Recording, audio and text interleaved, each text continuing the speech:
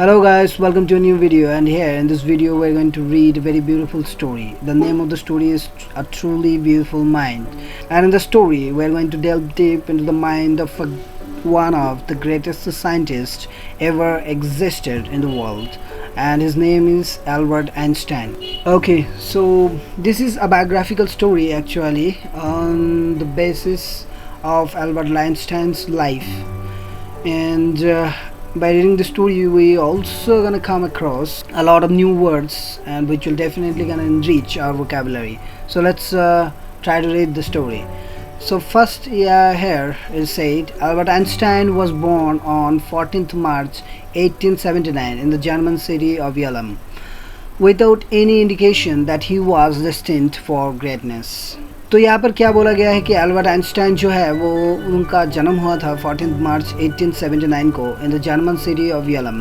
यलम में एक जर्मन का सिटी है जहाँ जिसका नाम है यलम, वहाँ पर उनका बर्थ हुआ था। Without any indication that he was destined for greatness, कोई भी इंडिकेशन ऐसा नहीं था कि वो एक ग्रेट साइंटिस्ट बनेगा, ऐसा कुछ नहीं था। बिल्कुल नॉर्मल जो होते हैं बच्चे उसी तरह वो भी थे बचपन में। On the contrary his mother thought Albert was a freak. On the contrary his mother thought, उनके माँ को लगता था कि एल्बर्ट आइंस्टाइन जो है बचपन में उनकी माँ को लगता था कि वो बहुत ही फ्रीक है। फ्रीक मतलब अजीब सा है।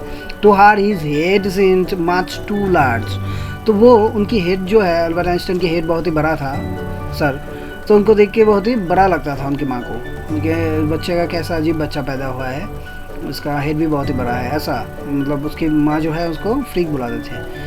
तो at the age of 2.5 Albert still wasn't talking, तो उनकी एज मतलब 2.5 साल हो चुका था, लेकिन एल्बर्ट जो है फिर भी बातें नहीं करता था। When he finally did learn to speak, he uttered everything twice. जब भी वो मतलब बाद में उनको जब बोलना सीखा, वो एक जो वर्ड था उसको 2 बार बोलते थे, मतलब बोलने में उसको परेशानी होती थी एल्बर्ट आइंस्टाइन को बचपन में। Einstein did not know what to do with other children and his playmates called him rather boring. तो एल्बर्ट आइंस्टाइन को ये बिल्कुल भी नहीं पता था कि बच्चों के साथ कैसे खेली जाती है, मतलब वो सोशली ऑकवर्ड थे, मतलब पता नहीं था बच्चों से या फिर लोगों से कैसे घुल मिलते हैं। तो बच्चे और जो प्लेमेट्स थे उनके बचपन में उनको क्या बुलाते थे, ब्रदर बोरिंग बुलाते थे। So the youngster played by himself much of the time, तो यहाँ पर यंगस्टर को बोला गया है एल्बर्ट आइंस्टाइन को। देखिए बचपन में, ये है बचपन की एल्बर्ट आइंस्टाइन की पिक्चर। तो वो खुद ही अकेले ही खेलते थे। He especially loved mechanical toys, तो स्पेशली मैकेनिकल टॉयज़ को पसंद करते थे। Looking at his new one sister Maja, he is said to have said fine where are her wheels, तो उसकी एक सिस्टर जन्म हुआ था और उस सिस्टर को देख के वो हमेशा कहते थे कि उसके पहिए कहाँ पर है। ठीक है, तो ऐसे अजीब से थे एल्बर्ट आइंस्टाइन मतलब बचपन में, और बाद में वो कितना बड़ा साइंटिस्ट बना। तो यहाँ पर है कि a headmaster once told his father that what Einstein choose as a profession wouldn't matter because he will never make a success at anything. तो उसके हेडमास्टर भी बस एल्बर्ट आइंस्टाइन को उतना ब्राइट नहीं समझते थे। मतलब एल्बर्ट आइंस्टाइन की एक बार उसके फादर को कहे थे कि वो कोई भी प्रोफेशन चूज़ कर ले, वो कोई भी मैटर नहीं करता क्योंकि वो कभी भी सक्सेसफुल नहीं बन पाएगा ज़िंदगी में। Albert Einstein began learning to play the violin at the age of 6। जब उनकी उम्र 6 हुई तो उन्होंने वायलिन बजाना सीखा। Because his mother wanted him to, मतलब वो ऐसा कुछ नहीं कि वो चाहते थे, क्योंकि उसकी मदर चाहते थे कि एल्बर्ट आइंस्टाइन जो है वो वायलिन सीखे, इसी वजह से उन्होंने वायलिन सीखना स्टार्ट किया। He later became a gifted amateur violinist maintaining the skill throughout his life, मतलब बहुत ही अच्छा है। गिफ्टेड एमेच्योर वायलिनिस्ट, एमेच्योर मतलब प्रोफेशनल नहीं थे। एमेच्योर का मीनिंग देखो, doing something for personal enjoyment rather than as a profession. वो सिर्फ प्रोफेशनल वायलिनिस्ट नहीं बने, मतलब वो सिर्फ पैशन की वजह से, मतलब उसको सिर्फ पसंद था बजाना, तो इसी वजह से वो वायलिनिस्ट बने, बहुत ही अच्छे वायलिनिस्ट बने। But Albert Einstein was not a bad people, मतलब वो पढ़ाई में भी मतलब बुरे नहीं थे, अच्छे ही थे। He went to high school in Munich where Einstein's family had moved when he was 15 months old. तो जब उसकी उम्र थी 15 months, 15 महीने था उसकी उम्र, तो तभी उनके जो पेरेंट्स थे वो म्यूनिच शिफ्ट कर गए, मतलब जर्मनी के और एक जो सिटी है वहाँ पर, उसका नाम है म्यूनिच, वहाँ पर शिफ्ट कर गए और वहाँ पर ही वो एक हाई स्कूल में भर्ती हुए। And scored good marks in almost every subject, almost हर सब्जेक्ट में उसका मार्क अच्छा ही आता था हाई स्कूल में। Einstein hated the school's regimentation, मतलब स्कूल का जो रेजिमेंटेशन है, रेजिमेंटेशन मीन्स ऑर्डर और discipline taken to an extreme, मतलब बहुत ही स्ट्रिक्ट जो रूल थे वो एल्बर्ट आइंस्टाइन को बिल्कुल पसंद नहीं थे। And often clash with his teachers, मतलब उसका विवाद मतलब टीचर्स के साथ उसका लगा रहता था, मतलब इतना स्ट्रिक्ट रूल उनको बिल्कुल नहीं पसंद था स्कूल में। At the age of 15 Einstein felt so stifled there that he left the school for good. जब उनकी उम्र हुई 15 साल तभी एल्बर्ट आइंस्टाइन ने इतना सफोकेटेड महसूस किया, stifle means unable to breathe and suffocated, मतलब घुटन सा महसूस किया स्कूल में रहना, कि वो हमेशा के लिए स्कूल छोड़ दिया। The previous year Albert's parent had move to Milan, जो जब वो स्कूल छोड़े उसके प्रीवियस ईयर में एल्बर्ट आइंस्टाइन के पेरेंट जो है मिलान में मूव किया था, इसीलिए यहाँ पर हैड का इस्तेमाल हुआ। हैड मतलब पास्ट परफेक्ट टेंस का इस्तेमाल हुआ है। Past perfect tense is also a narrative tense जो कि डिस्क्राइब करता है पास्ट की भी पास्ट वाली घटना। यहाँ पर एक पास्ट की घटना है, यहाँ पर जो घुटन महसूस करके वो स्कूल छोड़ दिए, ये पास्ट की, उससे भी पहले मिलन मूव किए थे उसके पेरेंट्स ने, इसीलिए यहाँ पर पास्ट परफेक्ट का इस्तेमाल हुआ। Okay guys, so let's continue the story again. And left their son with relatives, और उसकी सन को जो है रिलेटिव के साथ छोड़ दिए थे उनके पिता माता। After prolonged discussion, Einstein got his wish to continue his education in German-speaking Switzerland in a city which was more liberal than Munich. तो बहुत ही ज़्यादा डिस्कशन हुआ आइंस्टाइन जी के साथ और उसकी जो फैमिली है। डिस्कशन के बाद आइंस्टाइन जी ने फिर से सिद्धांत लिया कि वो फिर से स्कूल में पढ़ेंगे, एजुकेशन जो है अपना कंप्लीट करेंगे। तो वो जर्मन स्पीकिंग स्विट्ज़रलैंड में भर्ती हो गए, जर्मन से निकल के वो स्विट्ज़रलैंड में जाके वहाँ पर के स्कूल में भर्ती हो गए, जो कि म्यूनिच से बहुत ही लिबरल था। लिबरल मतलब बहुत ही मुक्त चिंता के थे लोग। Einstein was highly gifted in mathematics and interested in physics, and after finishing school he decided to study at university in Zurich. Einstein जो थे बहुत ही हाईली गिफ्टेड थे मैथमेटिक्स में बहुत ही अच्छे थे, एंड फिजिक्स में भी उनका इंटरेस्ट था। एंड आफ्टर फिनिशिंग वो स्कूल के छोड़ने के बाद वो सिद्धांत लिया कि वो ज्यूरिच में एक यूनिवर्सिटी में भर्ती होगा। But science wasn't the only thing that appealed to the dashing young man with the walrus moustache. ये देखिए डैशिंग यंग मैन, यंग जो मतलब आइंस्टाइन जी है यहाँ पर बहुत ही खूबसूरत है। तो वो सिर्फ इसमें साइंस में ही सिर्फ उनका इंटरेस्टेड नहीं था, उसको बोला गया है। और वालरस मुस्टैच मतलब बहुत ही प्यारा मुस्टैच भी था उनका।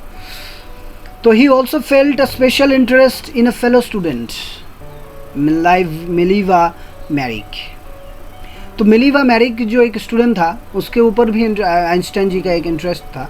whom he found to be a clever creature, जिसको बहुत ही चालाक वस्तु मानते थे, मतलब क्लेवर क्रिएचर करके बुलाते थे आइंस्टाइन जी उनको।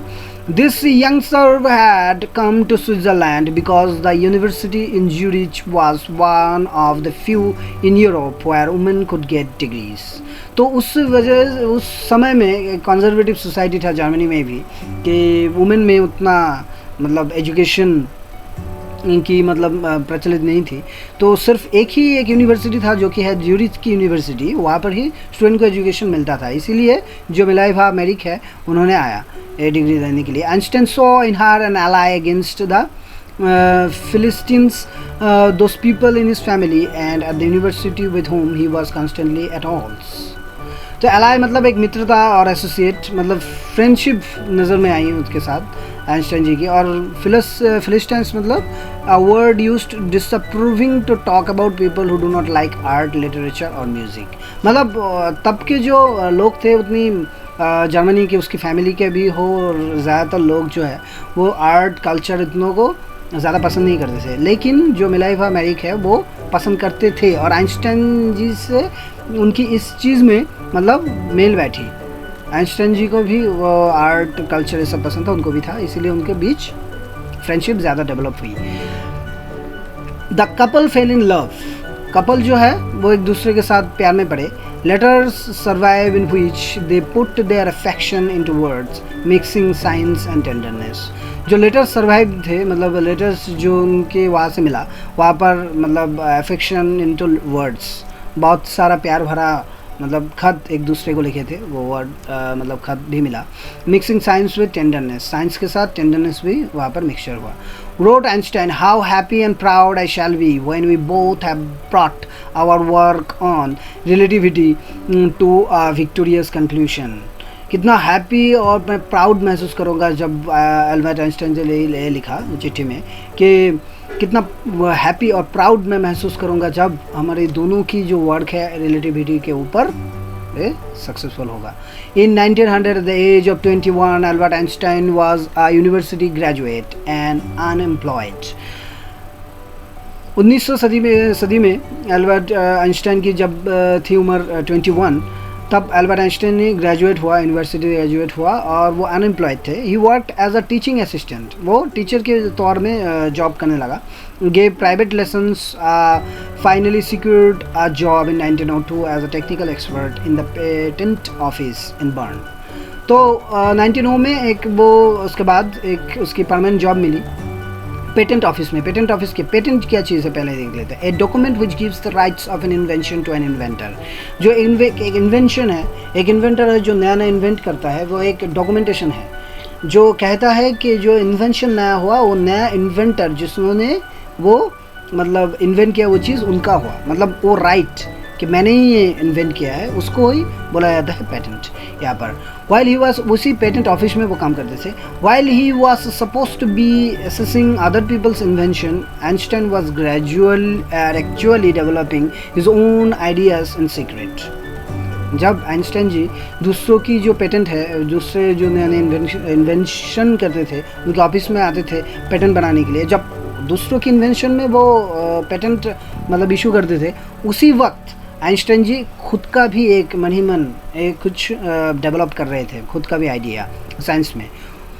ही is said to have jokingly called his desk drawer at work bureau of theoretical physics. Bureau of theoretical physics ये नाम से वो उसकी जो डेस्क है उसको बुलाते थे Albert Einstein ji. One of the famous papers of 1905 was Albert Einstein special theory of relativity. तो एक पेपर पब्लिश हुआ कहाँ पर 1905 साल में, मतलब 1905 में एक पेपर पब्लिश्ड हुआ जिसका नाम था theory of relativity according to which time and distance are not absolute. तो वहाँ पर ही आइंस्टाइन जी ने कहा कि टाइम और डिस्टेंस जो है वो एब्सोल्यूट नहीं है, मतलब टाइम और डिस्टेंस हर जगह सेम नहीं होता है. Okay, intended to perfectly accurate clocks will not continue to show the same time if they come together again after a journey of one of them has been moving very fast relative to the other.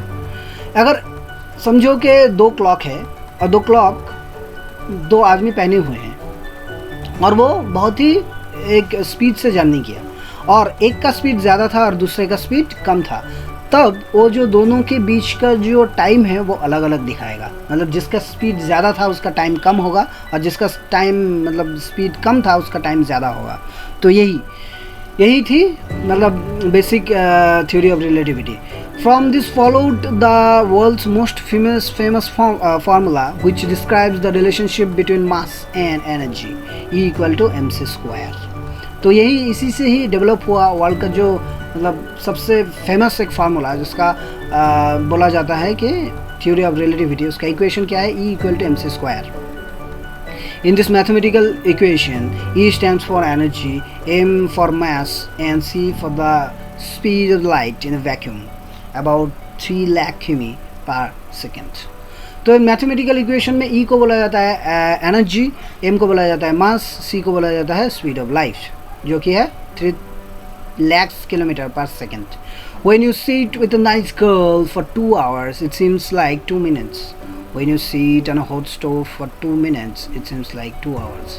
That's relativity.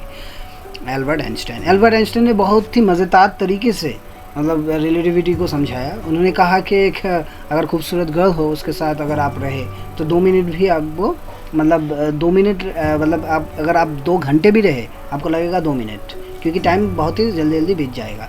अच्छा समय जो है जल्दी जल्दी बीत जाता है। When you sit on a hot stove, जब आप हॉट स्टोव के वहाँ पर बैठे 2 मिनट भी बैठे तो उसको आपको लगेगा कि बहुत ही आपने 2 घंटे तक बैठ लिया वहाँ पर, क्योंकि टाइम ज़्यादा फास्ट नहीं भागेगा। ये बुरा समय बहुत ही धीमा होता है, मतलब धीमे धीमे गुजरता है। While Einstein was solving the most difficult problems in physics, his private life was unraveling. तो जब भी आइंस्टाइन जी ने बहुत ही फिज़िक्स की जो है डिफ़िकल्ट जो प्रॉब्लम है वो सॉल्व कर रहे थे, उसी वक्त उनकी जो लाइफ थी वो अनरेवलिंग हो रही थी, स्टार्टिंग टू फेल हो रहा था। Albert had wanted to marry Mileva, Albert Mileva को शादी करना चाहते थे right after finishing his studies, but his mother was against it, कि लेकिन उसकी जो मदर है वो इसके खिलाफ थे। She thought Mileva who was 3 years older than her son was too old for him. उसको लगता था कि मेलाइवा जो कि उसकी सॉन से भी 2 साल बड़ा है, बहुत ही ज़्यादा मतलब एज का है। She was also bothered by Melaiva's intelligence. उसकी मेलाइवा की जो इंटेलिजेंस था वो भी उसकी माँ को पसंद नहीं थी, उसको लगता था कि ज़्यादा ही इंटेलिजेंट है। She is a book like you, his mother said. उसकी माँ आइंस्टाइन जी को ये कहते थे कि वो भी जो जिसके साथ आप मैरी करना चाहते हो वो भी तुम्हारी तरह ही क्या है, एक बुक है। Einstein put the wedding off, तो आइंस्टाइन ने थोड़ा समय तक वो वेडिंग को रोका। The pair finally married in January 1903, लेकिन अंत में वो लोग मैरी कर गए 1903 साल में 1903 में। एंड हैड 2 सॉन्स, उसके 2 बच्चे हुए, सन हुए। But a few years later the marriage faltered, लेकिन कुछ समय बाद मैरिज को फॉल्टर्ड हुआ, मतलब टूट गया, became weak. Mileva meanwhile was losing her intellectual ambition and becoming an unhappy housewife. Mileva भी अपना जो इंटेलेक्चुअल एम्बिशन है, उसकी जो काम है, उसकी इच्छा है, वो खो रही थी और एक अनहैप्पी हाउसवाइफ बन के रह गई थी। वो बहुत ही अनहैप्पी पर गया था अंत में। After years of constant fighting the couple finally divorced in 1919, मतलब उनके बीच झगड़े होने लगे फिर, और झगड़े होने के बाद वो लोग 1919 में डिसाइड किया कि वो ब्रेकअप कर लेंगे, मतलब शादी डाइवोर्स कर लेंगे। Einstein married his cousin Elsa the same year, तो उसी ईयर में ही आइंस्टाइन जी ने उसकी जो कज़िन है उनके साथ मैरी किया, जिसका नाम है Elsa. Einstein's new professional chapter coincided with his rise to world fame, तो उसकी जो न्यू चैप्टर थी, पर्सनल चैप्टर, मतलब इस जो शादी थी उनकी वो वर्क कर गई और वो भी राइज होने लगा, किसके साथ, वर्ल्ड फेम के साथ। वो भी दुनिया में भी फेमस होने लगे थे आइंस्टाइन जी उसी वक्त। In 1915 he had published his general theory of relativity, 1915 जब समय आया उन्होंने एक पब्लिश किया उसकी general theory of relativity paper publish किया, which provided a new interpretation of gravity, gravity के बारे में एक नई धारणा दी, इंटरप्रिटेशन मतलब नई धारणा दी। An eclipse of the sun in 1919 brought proof that it was accurate, एक जो सूर्य ग्रहण हुआ, एक्लिप्स मतलब ग्रहण होना, 1919 में जब एक सूर्य ग्रहण हुआ, वो भी प्रूव किया कि आइंस्टाइन जी की जो थ्योरी थी एकदम एक्यूरेट थी। Einstein had correctly calculated in advance the extent on which the light from fixed stars would be deflected through the sun's gravitational field. सन की जब ग्रहण होगा तो सन की जो ग्रेविटेशनल फील्ड है, ग्रेविटेशन वो बढ़ जाता है। तो उसी वक्त आइंस्टाइन जी ने पहले से ही ये कैलकुलेट कर दिया था कि जो दूर ग्रह से आने वाली एक लाइट है तो वो सीधी तरह से नहीं आएगी, कितना डिस्टेंस वो कार हो जाएगा, मतलब डिफ्लेक्ट हो जाएगा। डिफ्लेक्ट मतलब चेंज डायरेक्शन। किसके वजह से जो लाइट की डायरेक्शन चेंज हो जाएगी, वो ग्रेविटी की वजह से। ग्रेविटी लाइट को भी खींच लेती है अपनी तरफ, लाइट का भी जो डायरेक्शन है वो चेंज कर देती है। ये भी एक पार्ट था आइंस्टाइन जी का थ्योरी ऑफ रिलेटिविटी का। The newspapers proclaimed his work as a scientific revolution, तो न्यूज़पेपर्स में उनकी वर्क को प्रोक्लेम की गई, मतलब माना गया एक साइंटिफिक रेवोल्यूशन के दौर में ये साइंटिफिक का एक रेवोल्यूशन आया। Einstein received the Nobel prize for physics in 1921, Einstein ji ने 1921 साल में फिजिक्स नोबेल प्राइज़ हासिल किया फिजिक्स में। He was showered with honours and invitation from all over the world, तो वो मतलब उसके ऊपर बरसाई गई ऑनर, सम्मान बरसाएगी और इन्विटेशंस बरसाए गए, मतलब सारे वर्ल्ड के जितने भी जगह है उनको इन्विटेशन भेजा गया कि हमारे वहाँ पर आओ, अब लेक्चर दो, उसके आपके इन्वेंशन के बारे में कुछ कहो, इन्विटेशन उनको मिलने देगा। बात बहुत ही फेमस बन चुके थे। When the Nazis came to power in Germany in 1933, Einstein immigrated to United States. Immigrated मतलब एक साल से एक जगह से दूसरी जगह पर बसने के लिए जाना। जब नाजी पावर में आए 1933 साल में, जब नाजी पावर में आए, नाजी मतलब एक हिटलर का मतलब एक ट्रुप था, उसको नाजी कहा गया। सेकेंड वर्ल्ड वॉर में ये जो नाजी से सारे जर्मनी को कैप्चर कर लिए थे, बहुत सारे देश को कैप्चर कर लिए थे। वो एक हिस्ट्री का अलग मतलब टाइम मतलब अलग एक टॉपिक हो गया। लेकिन उसी वक्त जो आइंस्टाइन जी थे वहाँ पर जर्मनी में थे, वो भाग के यूनाइटेड स्टेट्स में चले आए थे। 5 years later, the discovery of nuclear fission in Berlin had American physicists in an uproar. Uproar मतलब very upset। तो 5 साल बाद जब डिस्कवरी हुआ न्यूक्लियर फिशन की इन बर्लिन में, अमेरिकन फिजिसिस्ट को बहुत ही अपसेट कर दिए। मतलब बर्लिन में न्यूक्लियर फिशन ये जो चीज़ है वो इन्वेंट हो गया, लेकिन हमारे वहाँ पर नहीं हुआ। तो वो लोग अमेरिकन थोड़ा बहुत अपसेट हो गए थे उस बात को लेके।